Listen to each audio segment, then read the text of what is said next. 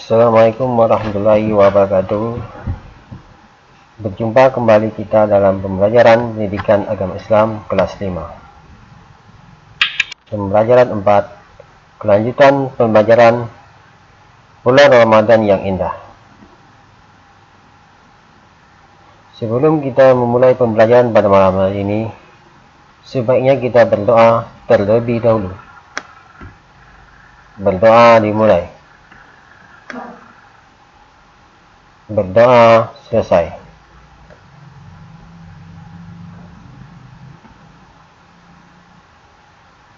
Kita telah belajar tentang pengertian puasa, syarat sah wajib puasa, syarat sah puasa, dan rukun puasa. Dan malam hari ini kita akan belajar tentang hal-hal yang membatalkan puasa. Apa saja? Yang pertama itu makan dan minum dengan sengaja. Jadi kalau kita makan dan minum dengan sengaja, maka batalah puasa kita. Lalu bagaimana kalau kita makan dan minum tidak sengaja? Apakah puasa kita batal? Tentu tidak. Karena yang membatalkan puasa itu dengan sengaja. Jadi kita boleh melanjutkan puasa kita. Yang kedua, muntah dengan sengaja.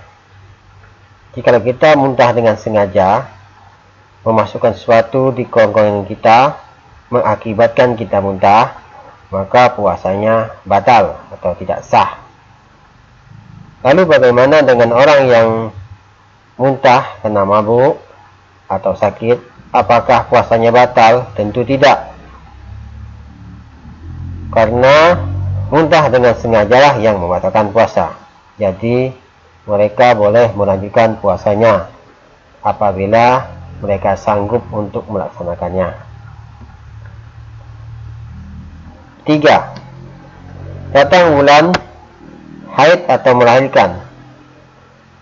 Kalau wanita dewasa ketika dia berpuasa pas di tengah hari dia datang bulan atau haid, maka puasanya batal, maka segeralah dia berbuka. Begitu juga dengan ibu yang melahirkan. 4. Hilang akal atau gila. Jadi orang gila atau hilang akal juga membatalkan puasa. Yang terakhir, yaitu yang kelima, murtad. Apa itu murtad? Murtad adalah orang yang keluar dari agama Islam. Jadi orang yang keluar dari agama Islam itu disebut murtad dan puasanya juga batal. Dan selanjutnya kita akan mempelajari 5 hal yang dapat merusak pahala puasa. Yang pertama itu berbohong. Jadi orang berbohong merusak pahala puasanya. Gibah atau mengujing atau menjelek-jelekkan saudara kita. 3. Mengadu domba. 4. Sumpah palsu. Dan yang kelima, melihat dengan nafsu. Apabila kita melakukan salah satu dari 5 hal tersebut, maka pahala puasa kita berkurang atau hilang sama sekali. Puasanya sah, tapi pahalanya tidak ada. Yang dapat yaitu lapar dan haus saja. Sebaiknya kita menghindari 5 hal tersebut. Selanjutnya kita akan mempelajari sunnah dalam puasa. Hal-hal yang disunahkan dalam puasa yaitu berupa makan sahur di malam hari. Jadi makan sahur di malam hari itu bukan termasuk rukun puasa. Dia termasuk sunnah puasa. Jadi ada pertanyaan, saya tidak makan sahur malam tadi, apakah puasa saya sah? Tentu sah, karena dia termasuk sunnah. Kecuali kita lupa niat. Kalau kita tidak berniat di bulan pada malam puasa, maka puasa kita tidak sah. Yang kedua itu mengakhiri sahur. Akhirlah sahur sebelum 10 menit salat subuh. Dan yang ketiga, menyegerakan berbuka dan berdoa ketika berbuka. Ketika azan maghrib tiba, segeralah berbuka dan jangan lupa berdoa. Dan yang terakhir, memperbanyak ibadah dengan tadarus, salat sunnah, itikaf, berdiam diri di masjid dan amal saleh lainnya. Selanjutnya, memperbanyak kebaikan di bulan Ramadan. Apa sajakah itu? Yang pertama, salat tarawih. Salat tarawih berjemaah di malam hari setelah salat Isya. Apa salat tarawih itu? Salat tarawih adalah salat sunnah yang dilakukan khusus hanya pada bulan Ramadan. Tarawih dalam bahasa Arab adalah bentuk jamak dari tarwihah yang diartikan sebagai waktu sesaat untuk istirahat. Jadi waktu pelaksanaan salat sunnah ini adalah selepas salat Isya. Biasanya dilakukan secara berjamaah di masjid. Jadi salat tarawih itu dilaksanakan hanya pada bulan Ramadan, malam harinya setelah salat Isya. Dan waktunya pun setelah salat Isya. Jumlah rakaat salat tarawih. Ada yang melaksanakan sebanyak 8 rakaat dan ada pula yang melaksanakan sebanyak 20 rakaat. Jadi boleh melaksanakan 8, boleh melaksanakan 20. Biasanya ditambah salat witir 1 rakaat atau 3 rakaat. Kemudian tadarus Al-Quran. Apa itu tadarus Al-Quran? Tadarus Al-Quran artinya membaca Al-Quran secara tartil dengan tajwid dan makhraj yang benar atau dengan bacaan yang fasih.